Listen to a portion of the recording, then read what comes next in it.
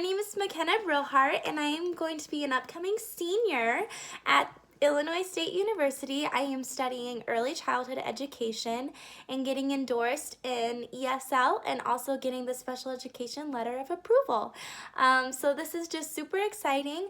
I will be student teaching the entire year, a part of the PDS program at ISU that they offer in a first grade classroom. So I cannot wait to experience that. This is just a very exciting assignment. I cannot wait to see everybody else's cultural bags and the things that they bring to the table and also into their future classroom and how these different items have shaped who they are. So this is my bag, and I'm so excited to dive more in depth with it and show you. My bag is transparent because I am an open book. So this is just super exciting. So I'll begin showing you some things that are part of my cultural bag.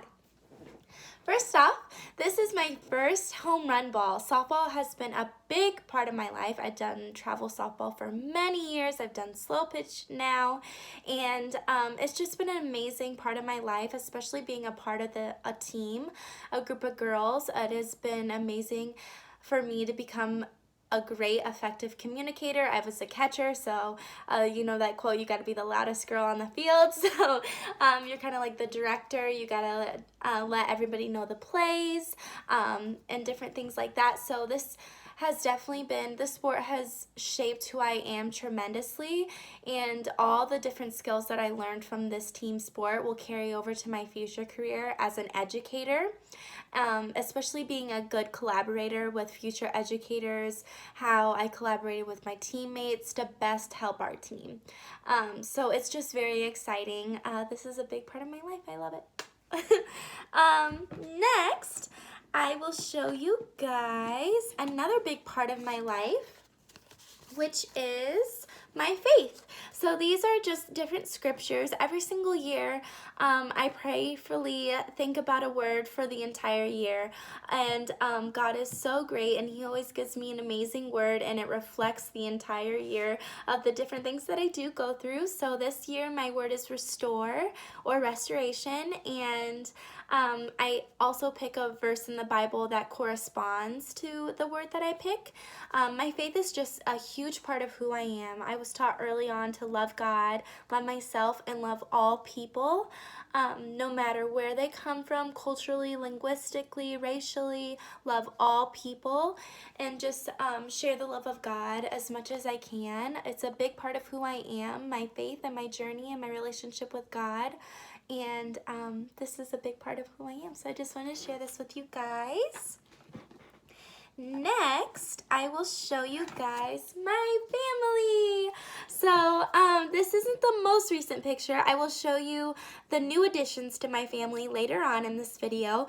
But this is the picture of me and my siblings and a few of my nieces and nephews. So I am the baby of the family. I'm right there. And my sister is 14 years older than me. Her name is Ashley. She's amazing. She's my rock. I love her so much. This is her husband, John. This is my dad and her oldest little girl, Cadence, and her youngest, Paige. And that's my mama. And my older brother, he's 10 years older than me. I am the baby of the family, and his oldest son, Aiden, who is 11 now, which is insane. So my family has played a big part of who I am as a person. My mom is a teacher, and I'll get into more of that a little later on, but she's definitely shaped who I am today. My sister is a school social worker, so it's just been amazing to get to share our similar passions and beliefs on education together as I continue my journey as becoming a future educator. So my family is super important to me. Next, I would like to share with you guys this book that I made for my ELA methods class this past semester.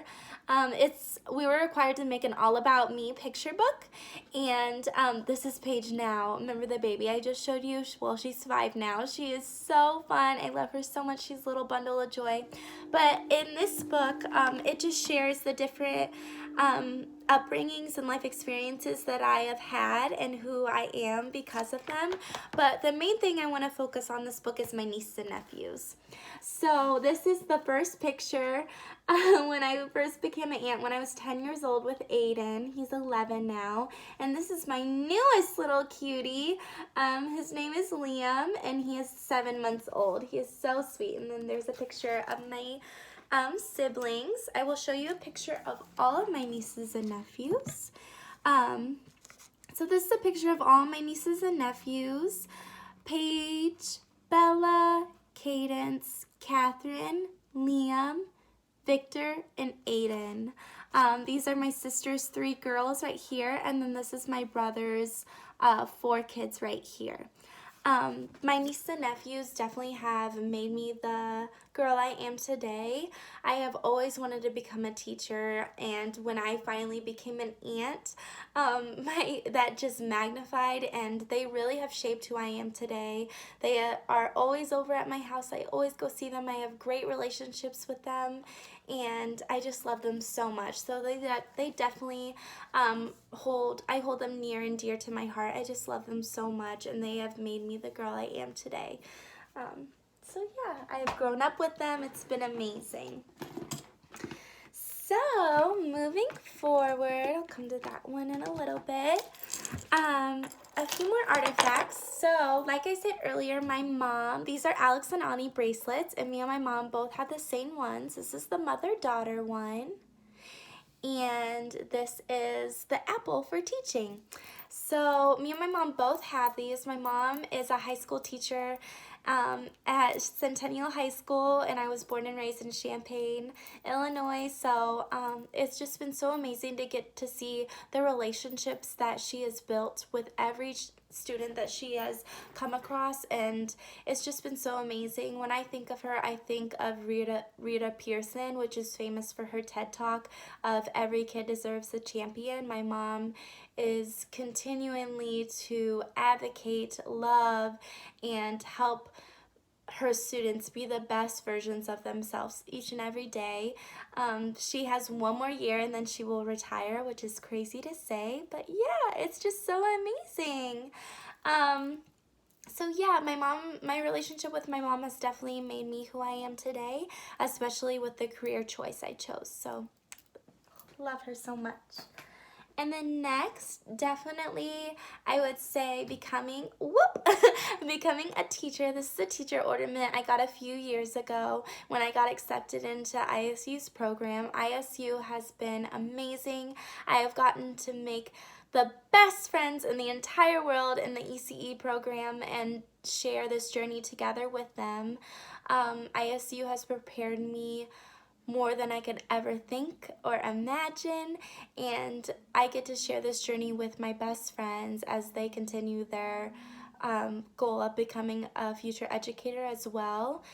So becoming a teacher has definitely been very important to me, and my cultural identity, again, is something that you share with a group of people, whether that be religion, race, education, like the girls at ISU, family, so different things, the different life experiences that you share with people, and also the things that make who you are. So ISU definitely has a big part of my life, and the girls in the ECE program, I love them to death. So last but not least, in my cultural bag, for my second picture book, this past semester in my ELA methods class, I made a book out of the walk that God was bringing me through, especially with culturally responsive teaching.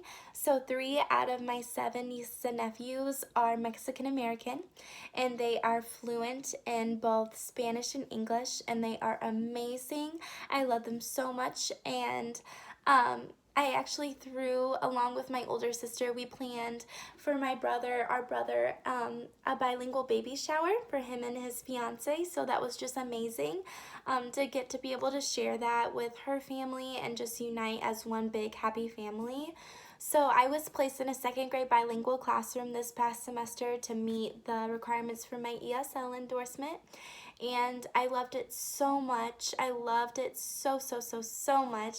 And out of the joy from my heart, I made a book about the different things, how life is going to be amazing, Liam, which is my nephew, but also you may go through some bumps in the road, because I did find out and I did experience secondhand from hearing the stories of my students from this past experience that they have faced discrimination, especially within the school. A lot of the educators that do not work with them have deficit thinking towards them, which is just another word for weakness mindset, and it just broke my heart.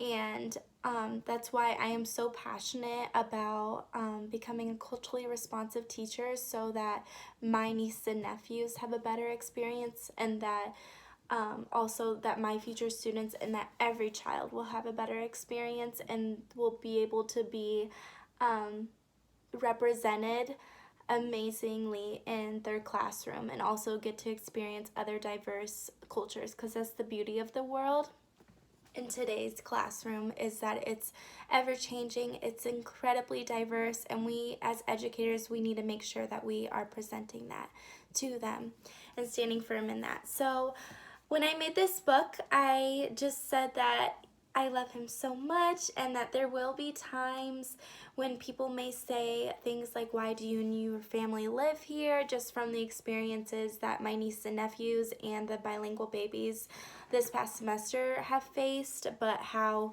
we love him so much, and that they don't see what I see, the people that say that, and how we are going to, and how I want to fight for him and make him fight for him today so that he can have a better tomorrow. He is just so darn cute. I can't. But all of these things have played a very big part of who I am today, especially as a culturally responsive teacher. I'm very passionate about that, and in one of the readings this week, it was talking about self-reflection, which I think goes perfectly with this assignment, and what we were asked to do with our cultural identity and the bag that we bring to the classroom. It was just talking about how it's very important for us to reflect, and I did want to share just one quote that I loved so much from it. The purpose of critical reflection should not be to indict a teachers for what they believe and why it does not work for students. It is a process of improving practices, rethinking philosophies, and becoming effective teachers for today's ever-changing student population. Like I said earlier, today's classroom is becoming more and more diverse, and I absolutely love it. So it's our job as educators where we give students mirrors and windows. What I mean by mirrors is that they are represented in the classroom, whether that, and it could be so different, especially for different grade levels, but for ECE, we talk about including books in the class library that represent their cultural linguistic background, doing different activities that honor and respect their culture, and also providing students windows, which are just is a different metaphor for letting them see their peers culturally and linguistically diverse backgrounds, and creating little human beings that love everyone.